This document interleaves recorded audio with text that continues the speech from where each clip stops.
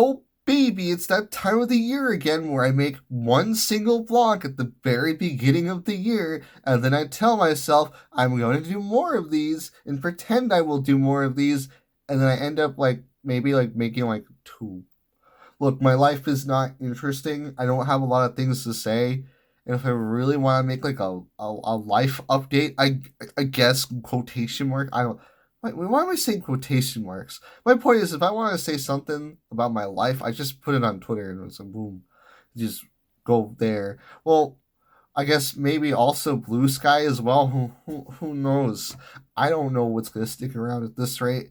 Twitter may not be around by the end of this year. Who knows? I don't. But I wanted to talk about things, and there's a camera here, so we're gonna talk in front of the camera. First thing of business, I hate myself. So I got back into Yu-Gi-Oh, but I've never been into competitive Yu-Gi-Oh. Let's make that clear. So I always played the card game casually, and you might have also seen that I've uploaded a few Yu-Gi-Oh clips on this channel because I did start to play Yu-Gi-Oh Omega is what it's called. And well, first I was doing because in the back in the old ass days, I would play on Dev Pro, I think it was called. And Dev Pro was a pain in the ass to download because it felt like you were downloading a shitload of viruses. And it was like very unreliable whether or not it worked. And it was kind of like very fishy. I wouldn't be surprised if that was spyware. But yeah, I stopped using Dev Pro. And then because of that, I had no official way to play Yu Gi Oh! Okay, correction. It wasn't a. Dev Pro's not official, but you get the idea. I had no way to play Yu-Gi-Oh, so I stopped playing Yu-Gi-Oh until Duel Links. But then I played Duel Links kinda, but I wasn't really like. I played Duel Links because it was the only Yu-Gi-Oh experience I could get, and I don't hate Duel Links, but I'm not really like. I'm so mixed on it. And then Master Duel came out, and I'm like, oh, this is cool. I'll make a deck in it, like a Dark Magician deck, and call it a day. Then, oh boy, so I haven't been doing financially well as of late. Hopefully, that is going to finally change because I have. Not only do I have a job, but I'm also starting to edit for YouTuber now. So I got two things of income now. I mean, one of them is not really that great, and then, honestly, I do it more because I like the guy, and the other one is actually like a job that pays well, but it's biweekly pay. But hey, you know what? Not only is it a good paying job, but it's also stay at home. So like I have a computer set up. I would show you. I could show you. But man, my room is so cramped now because I have two computer setups in my room and I was not prepared for that. But yeah, that's cool that I have that. So, but basically I was broke. I sold some Pokemon cards because people were recommending I look at local card shops to see if they would take some of my old Pokemon cards because I had a lot of old Pokemon cards, not like a lot, but a decent amount. And I walk into that card store and the guy sees me selling Pokemon cards and he asks me if I play Yu-Gi-Oh, which is like okay, don't know where that came from. Then I found out it's because they were playing an Edison tournament at that card shop, and the guy asked me, "So, do you want to learn how to play Yu-Gi-Oh?" And I'm like, "I know how to play Yu-Gi-Oh." And basically, one thing led to another, and this dude like made a deck list for me and bought this deck for me. Kinda. Well, I mean, he did buy it for me. The kind of part comes into it didn't cost me money, but it cost me money. It's weird. Basically, I let this guy know my situation later on. I didn't talk about it immediately because the last thing I want is to tell a random stranger, yeah, I'm here to sell cards because I'm broke. But I eventually I don't think he fully knows my situation. I didn't go into it fully. But I basically was like, yeah, man, I don't know if I'm gonna pay you back anytime soon. But he's like, you don't need to pay me back, but I also need to pay him back. It's really weird. And he basically expects me to pay him back, not with like money, but money if I can pay him back with money, but more or less like if I pull something at the local and be like, oh, if it's good, then basically I would give that to him, and if it's worth anything, he takes it off. And to be fair, I've pulled a decent amount, and I did lower it. I don't pull packs super often, and I did actually go through my old collection of cards, and I got rid of a lot of my older cards and a lot of things that are staples in other formats that guy got from me and whatnot, just to slowly pay off my weird debt. And it's like this guy is like, yeah, I can build you more decks, and I'm like, no, I'm good for now, because not only do I know how to only play like one deck. To be fair, I wouldn't mind learning more decks in Modern Yu-Gi-Oh, but I'm also like I'm so mixed on Modern Yu-Gi-Oh, but also for the fact of I don't want to owe this guy more money or something like that. And I don't think he's like doing this to drain me of money or something like that. Like I don't think this is malicious. It was more or less like him being like, hey, if you need help like with deck building, I can do that. And I'm like, that's cool, but I'm good for now. I shouldn't have used the word malicious here because it sounds a lot like, I don't know, bad than it actually was, even though I say right after that it's not malicious. But just to clarify, the guy saw I had interest in other decks. He asked me if I wanted to build them. He offered to build them for money, obviously, but I'm just like, no, I'm good, blah, blah, blah. At the end of the day, he wanted more people to play at the locals there because the locals there are really small and there's not a lot of people playing there in the first place. So, which is also why he helped me build a deck, even though I didn't have the money to build a deck. But I get it because he's trying to get people to come to the locals and build a community there. But while he built the deck for me knowing that I didn't have the money to buy a Yu-Gi-Oh deck, I don't think he realized how broke I actually was because I didn't tell him. But yeah, it's just really weird miscommunication stuff at worst, but it's nothing that bad. Anyways, so yeah, that's my weird Yu-Gi-Oh story. So this is the deck. Um it's a pendulum magician deck, and it was really funny because I mentioned to the guy that like, oh well, like I just played dark magicians. He's like, yeah, dark magicians aren't like competitively viable. Me literally standing there like, yeah, I'm well aware, though I say that, and I know that's the case, but there's cards like Dark Dragoon. Sorry about that. There are cards like Dark Dragoon where I'm like, are they really not viable? I mean, I don't know. Dark Dragoon is like really good, but it's just Dark Dragoon, and from what I understand, people make decks just to summon Dark Dragoon, and just basically make it so you don't have to touch Dark Magician at all.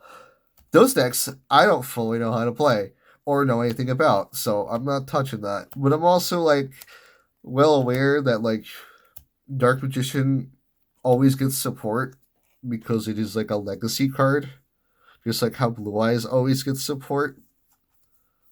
But yeah, that's my side deck there. Not my side deck, my extra deck. When did I say side deck? Oh my god. Maybe because like I was playing with somebody recently who was new and they thought that this was their side deck, and I'm like, no, that's your extra deck, and I'm like, I'm making that same mistake. Speaking of my actual side deck, just Dark Ruler No More. We got Draw Unlock. Of course, we got. I was supposed to have three of these, but he only gave me the one. But to be fair, he was like, "Hey, if I forget something in the deck list, let me know." And to be fair, I did let him know a few times. He still has forgotten, but I'm also like, I don't mind that much because it's less money I have to really pay or think about.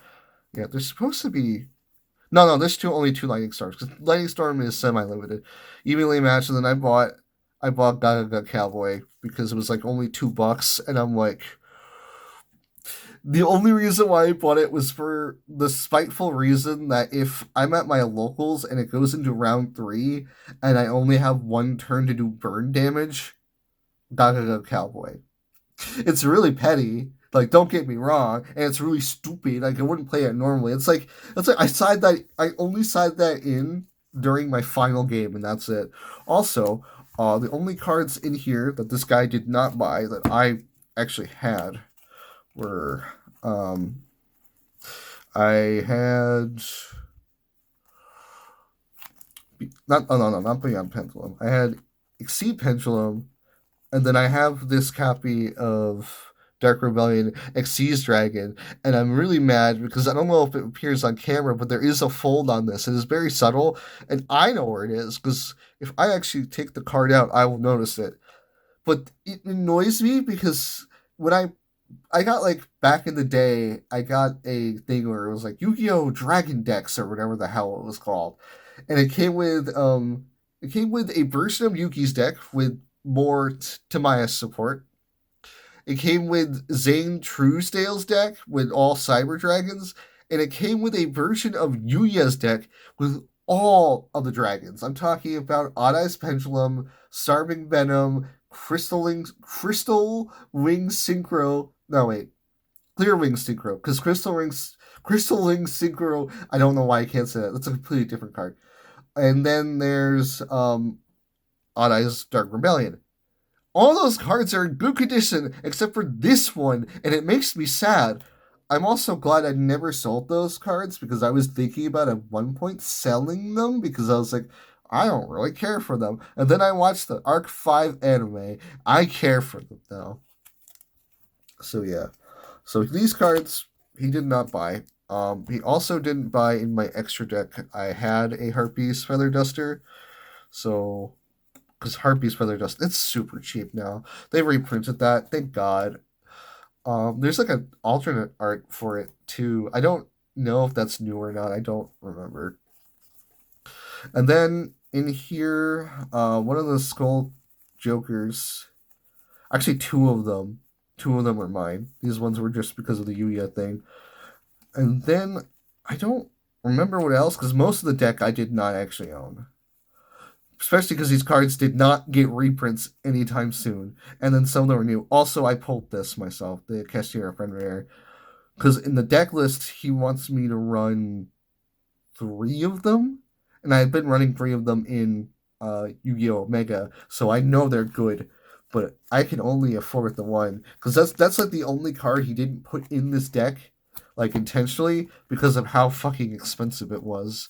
And he was like, "Yeah, just fucking pull that." And I'm like, "Okay, I don't blame you." The fact that, especially for how much this deck is worth, yeah. No, I didn't pull. Actually, there was another card I added because so it's basically these three are mine. The Dark Eyes. Oh my god, Dark Rebellion Xyz Dragon is also mine. That was something I had beforehand. And then I also had a copy, because I bought this for myself outside of Gaga Cowboy, Astrograph, which was not in the deck list he gave me. I talked to him about it because he asked a bunch of people advice about what cards should be included in my deck list. Like he got a lot of feedback from people. Nobody mentioned this card because the people he asked were saying, "Oh, Astrograph Sorcerer was like Powercraft or something." It was something along those lines where it's like not really that good or it's too slow. And I'm like, I don't fully understand. Like, okay, so some of the effect on Astrograph you're never gonna fucking use, but genuinely, a really good combo with this that I don't know if you've realized while he was making the deck, but I know now because I played the deck, is I can play Star what is it? Supreme Gate King Magician. Pop its effect, boom. Get this on the field instead. Because this was popped by a card effect, this gets a special summon, and then I get to search for an additional copy of this. Which means I can summon that because, I have Gate 0 on there.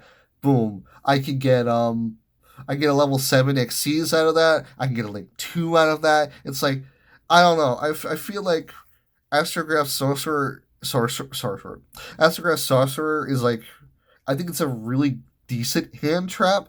Well, it's not like a hand trap per se. It can be used as a hand trap, but like, you get the idea. I think it's a lot more versatile than that guy gave it credit. So I put it in my deck because fuck you is my deck.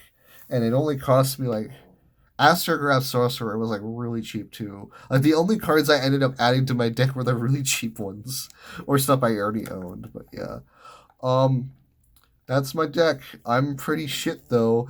At my locals, I have not.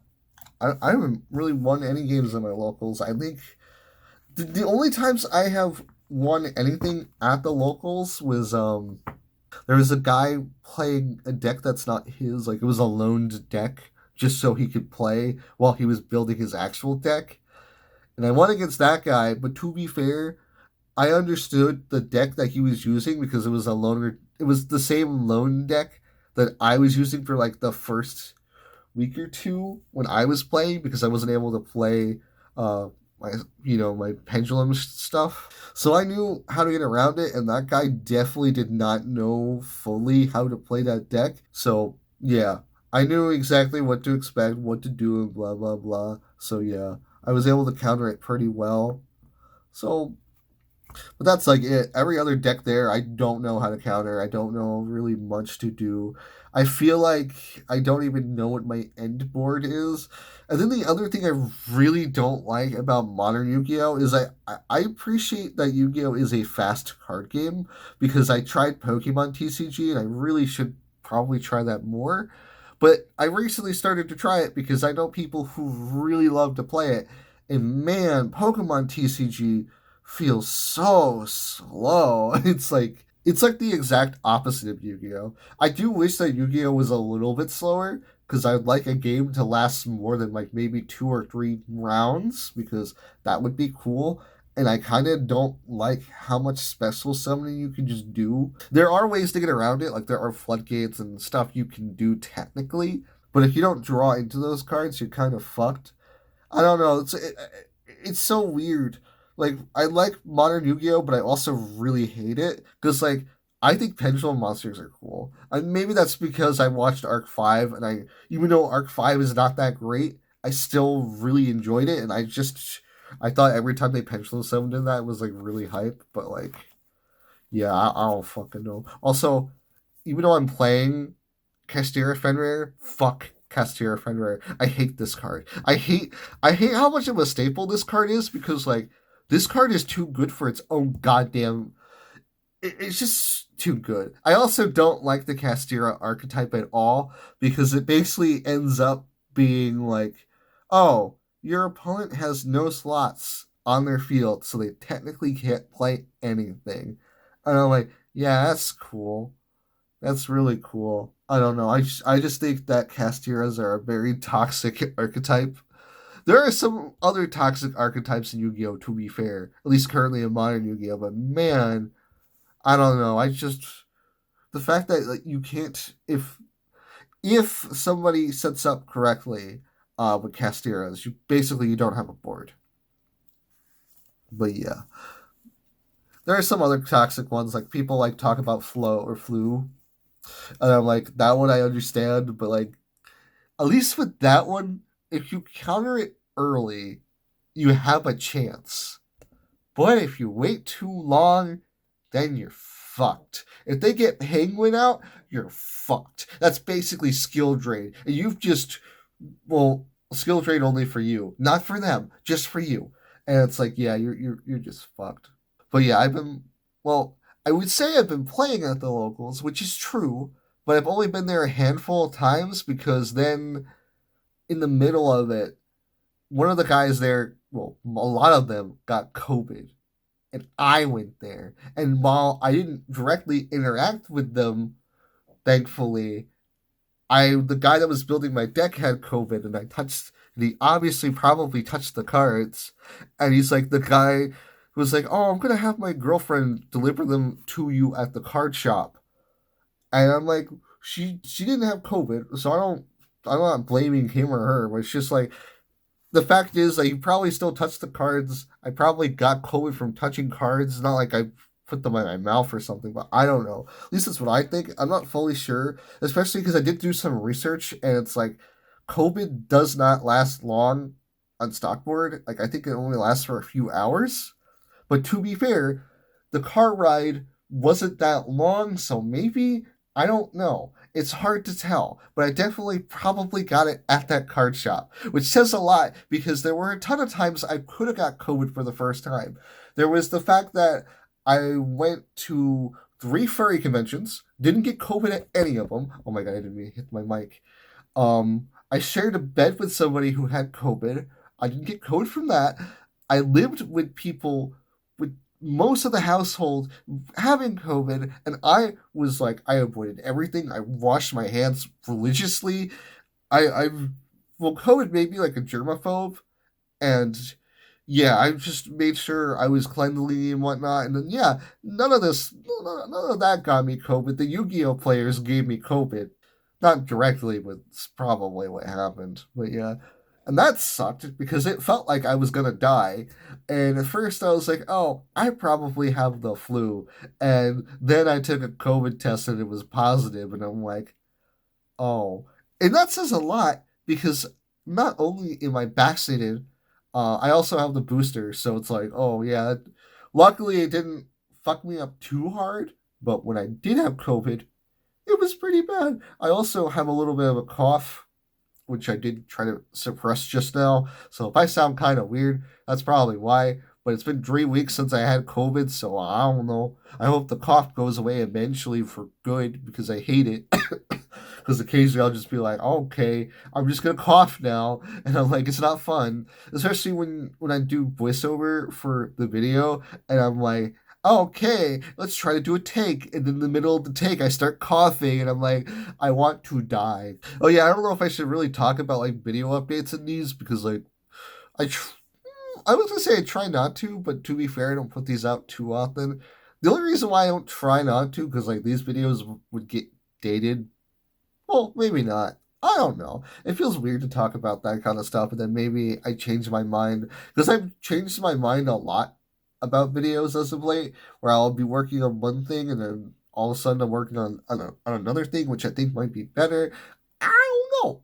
With the current video I was working on, I started in December, but then a lot of life stuff happened in December, which I don't want to talk about here. But yeah, it was very stressful, so I stopped working on the video. Then I got this job, and while I didn't get it, like I didn't start it immediately, and I mean now it's just I've only been with the job for like a few days now. I was like, all right, maybe I can work on the videos. And then I got COVID. So, like, yeah, that's kind of destroyed it. And then I put out like a really short video talking about like the new Pokemon event because I was like, fuck it. Why not? I probably should have made that video a little bit longer, but like, I wasn't really too sure what to say. I mean, I knew what I wanted to say, but I wouldn't know like how to make that like a long video. I'm not here to super analyze. I was like, hey, they made a new Pokemon event. I figured might as well just talk about it because I'm not gonna be remaking the events video because there's no reason for me to do that. So yeah, there's that. There's my chair. Oh my god, this thing squeaks. This thing squeaks a lot more than I thought. It's really funny because I'll have like a shadow play recording and you can clearly hear the chair squeaking in it. But yeah, outside of this, I've been playing. Well, I beat Liza P. That was the first game I beat this year. Really good game. I wish I actually played that last year when it was new. Liza P. Pretty good. It might be my favorite Souls like, and it's going to be very jarring to see like the From Software team make another game like Souls and then remember that Liza P has more quality of life than it. Like Liza P has like this thing where if you die to the boss, instead of like, oh, your souls or whatever are in the boss room. No, they put them right outside the boss room every time. Just so you're not screwed over, just so that you don't have to feel like you just so like you don't feel like you're forced to do that boss fight to get your stuff back. It's really nice. There's some other things that Liza P does that I can't think of off the top of my head that are really cool. Actually, one of them I just remembered is that when you run out of your healing item, like your Estus flask, well, in that game it's called like a pulse charge, a pulse cell, pulse cell. There we go. When you run out of all of those, it will slowly recharge depending on how many hits you've done to enemies or the boss. And I really love this because it basically, if you are good enough at the game, you will get rewarded in the sense of you get your healing back. And I think that's really cool because you basically earn your second chance.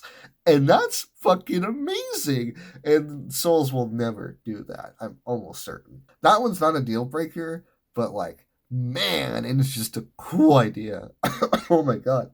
Also, a bit random, but my fursuit's now like a year old, and I wanted to do something like wear it on the anniversary of when I got it, but then I got COVID, so yeah, I haven't really worn the fursuit at all. I want to wear it more this year and get more videos and stuff, but yeah. Also, my room is so cramped that I've kept the box my fursuit has been in for the whole year. And I still will probably keep it because I really have no other space to put my fursuit stuff. I literally don't. I have no space, so I've kept it in the box. And it's just, I don't know. I didn't think I was gonna be holding on to this box for so long, but it's like, where else am I gonna put this? I got nowhere. It's kind of annoying. I want to really move out of here this year if I can because I'm tired of having no space. But if I do move out this year, probably won't be until like the very end of the year unless something crazy happens, but I don't know. Also, fuck it. Here's my work setup. It's nothing crazy. It's just two monitors, a computer, like the generic like communication stuff. It's passable. I have my really old Hyena Agenda mouse pad because I needed a mouse pad because I have like this table which is like a temporary table. I say temporary, but like it's probably just gonna be my work table.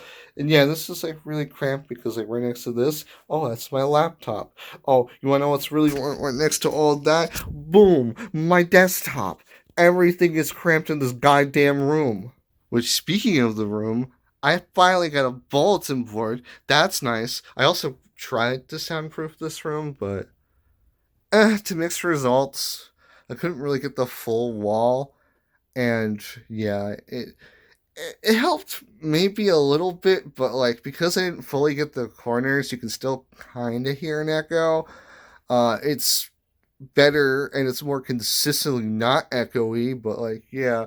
But here's my little wall of pins and my con passes, which is really weird that I only have like three of them, even though I've been to five conventions so far. But two of those conventions were FWA, and FWA doesn't have a traditional badge. Instead, they have a wristband that is a pain in the ass to take off. But that wristband can be like reprogrammed to do cool stuff, which I mean, I'm not tech savvy enough to find out that shit. But yeah, I got this because it was cheap, and I was like, well, I got this a while ago. So I put up some like little pins there. These pins are cool. So yeah, and I also put up my little business cards that I made. I made them for shits and giggles. Like maybe somebody will see it and they'll check out my stuff. But like if I meet somebody in person and they're like, "Oh, what do you do?" I just give them one of these because on the back side there's a QR code, but not on the front side. It's just my at because I'm like I don't fucking know.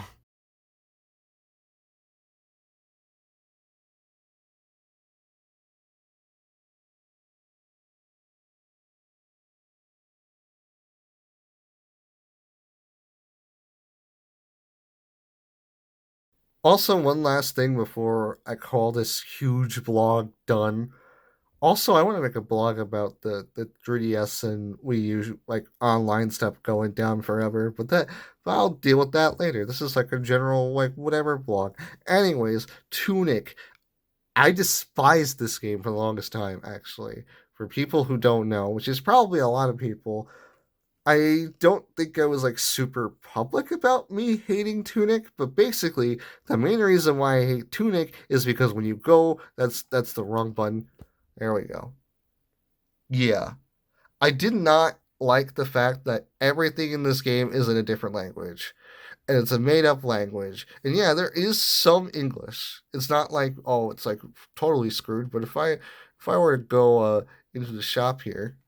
Yeah, I know I cut to just getting here. That's because there's a spoiler out there, and I don't want to like fully show spoilers, but then again, I guess if you look at my character, he's a spoiler right now. But like, look at this shit. Why can't that just be in English or whatever? I kind of wish it was like Final Fantasy X, where it was like, oh, to read Al-Bed, you have to find primers, and then you can make that a reward, and then boom, oh, I know how to read that now and that now. And if the game really wants to be really hardcore about it, they could just, make it so this equals that, and they don't have to replace it. And to this game's credit, I will be talking about spoilers again for a hot second. I'll probably put like a thing, like even before the Tunic section, because I do technically have a spoiler on me. So even with that being said, on the final page, it does give you kind of a translation to the language, being like, here's your hint about how to decipher this shit. But it's not like a full on, like, translation. I don't know. I'm so mixed about there being a fictional language. I get it adds this mystique to this game, like it makes it more mysterious, but like at the same time, I just feel like this game already has like enough puzzles and mystery in it. Like I don't think you need all this to. I don't know. At least that's my thoughts when I was like originally saw the game at like, I don't know, was it E3? It was like something. I don't remember what it was.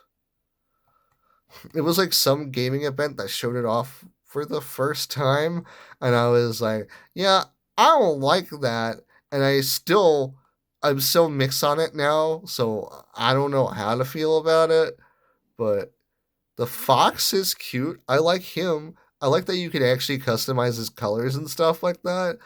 There's a lot of fun, like, what is it? This stuff is all fun. I just really wish that my only other complaint about this game that's going to seem really stupid, and some people are going to be very confused by this, is that I wish there were more combat stuff than puzzles.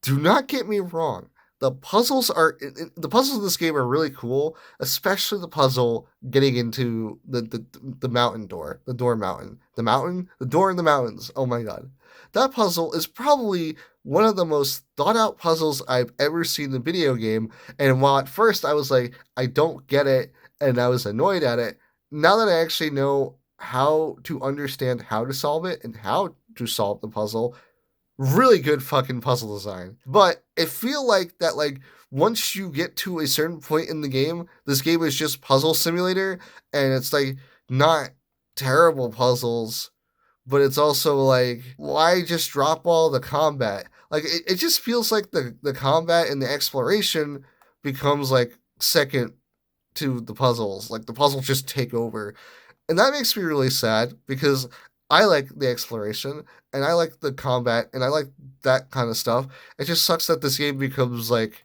puzzles about a certain element or mechanic, which I will not spoil. And yeah, it's just, I don't know. And those puzzles aren't bad, which is surprising because like I thought they would get really repetitive real fast, but they don't. But still, I don't know. It's not one of my favorite games. I do like it a lot though. I would recommend this to people, even if I got very frustrated at this game a lot and I needed help from people I knew, because there's no way you should look up anything about this game online because you will get instantly spoiled. And it's one of those games where if you go into it like knowing what to expect, you're gonna get fucked.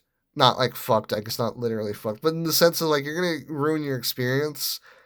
It's kind of like Outer Wilds. I think it's Outer Wilds is the one game with the spaceship.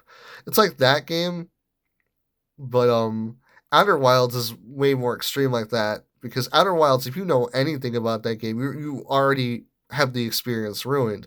Tunic, I can tell you, is a Zelda like, and that will not ruin the experience. But if I tell you about something in particular about this game, it definitely will. And if I show you anything from the manual, it definitely will. And I know I already showed some spoilers off in this, but I'm trying to still keep it vague as possible, because maybe there's somebody who's still watching this and like, oh, I don't give a shit. Like, no, I don't think you understand.